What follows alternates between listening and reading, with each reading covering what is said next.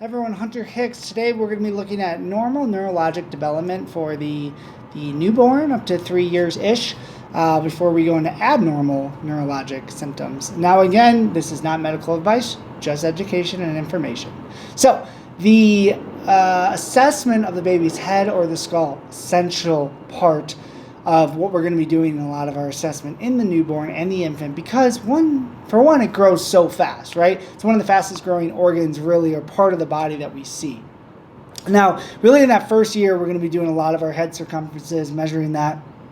And we see that head circumference will actually increase about 0.5 to 0.6 inches per month. So really around 6 months, should be right around 17. And then all the way up to 12 months, it should be close to about 23, okay? Now, when we're looking down and we're looking at the cranium of the baby, we know that we have these developed soft spots. And the reason for that is we have these suture lines that keep in different parts of the cranium, but that baby's head is growing so fast that we want it to expand. If it was all closed, which we'll talk about here in a second, it would cause issues with that brain trying to expand. So we have these natural suture lines that allow it to expand. That's why we get these soft spots. On the anterior fontanelle, more of a diamond, going to be usually bigger and doesn't really close to about 18 months typically. Now the posterior triangle, usually smaller, and that'll close a lot sooner, around 2 to 3 months. Now, when we're looking at the fontanelles themselves, sometimes you can feel a heartbeat on that, which is usually normal coming from the periphery. But we want to look at appearance. Are they abnormally sunken? Sometimes we can see that with dehydration, or are they abnormally bulging, which we can see sometimes with increased intracranial pressure, or just simply anything that increases intracranial pressure when the baby's crying or upset. Now, sometimes these suture lines can actually close prematurely, which we call craniosynostosis. And when we see that, we know that that's bad. Now, these suture lines can close prematurely. We call it craniosynostosis. Sometimes that can be detected in utero, but not always. Now, craniosynostosis is definitely something we're going to seek expert advice, obviously. It is something that needs to be surgically repaired. Now, some of the things that the parent might bring to your attention with this is obviously, objectively, you might see abnormalities or asymmetrical of the face or the head. You might see issues of ICP because obviously that brain's trying to expand against a closed cranial vault. Not always common, but some things you might be seeing. Also, we might see plagiocephaly. Now, plagiocephaly is what we call kind of flat head syndrome. A lot of times you might just see it from positions of the baby. So if they're laying flat, supine for a long time, they might come in plagiocephaly. Now, plagiocephaly usually is something we can fix easily with just more changes of position. So more tummy time with the mom, meaning the baby's on the mom's tummy, might actually help that fluid shift and get that head back to normal. Now, primitive reflexes. So we know in general the central nervous system of our infant is immature, right? It's going to take a while for that to develop, to us to get more reflexes or more motor when they can follow our commands, stuff like that. So we usually rely on primitive reflexes. You can do these usually at all your visits. Now, the biggest thing with them is there a good assessment of the central nervous system, including the brain and the spine. Where we worry, where we seek expert medical advice is obviously if they're supposed to be around and they're not, so absent of them, if they're asymmetrical, and if they're lasting longer than they should. So one of the first ones is the moral reflex or the startle reflex. Usually you see the arms come out and then come back to them.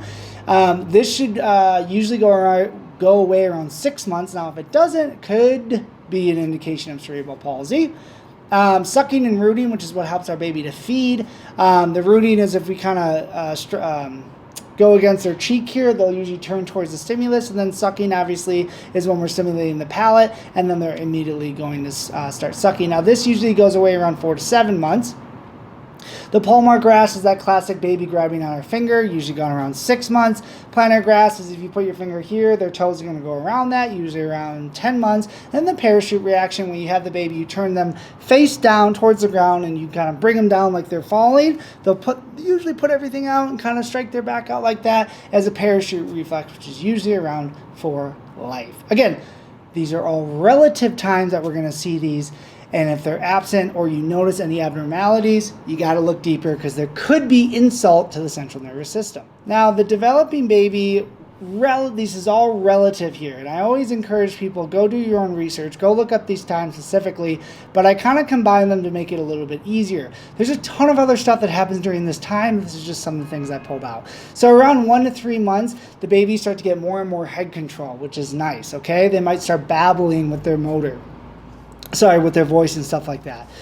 Up to 6 months, we're going to see first at 6 months usually double their birth weight, and we'll talk about at 12 months they triple their birth weight.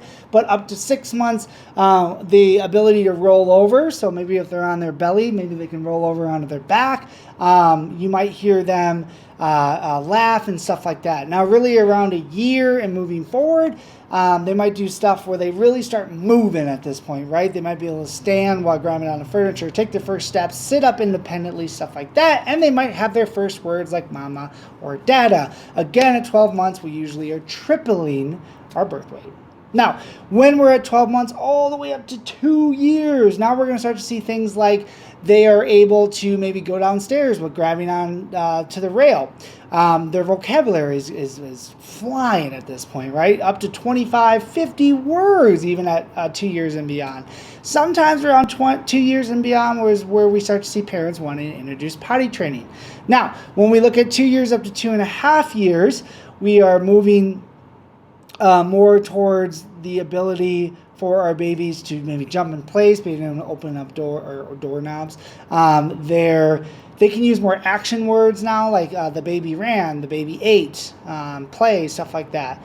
Now, finally, at 3 years, they can go upstairs just like the parents do. So they always want to kind of match what they're doing. So then maybe they crawl up the stairs, walk up the stairs, and 3-worded sentences. I always remember that 3 years, 3-worded sentences. So this is a general idea of how they should be progressing. And that's all I have for you guys. Those are norms. I got abnormals coming soon for the CNS and many others. If you have any questions, leave me a comment. I'll see you next time.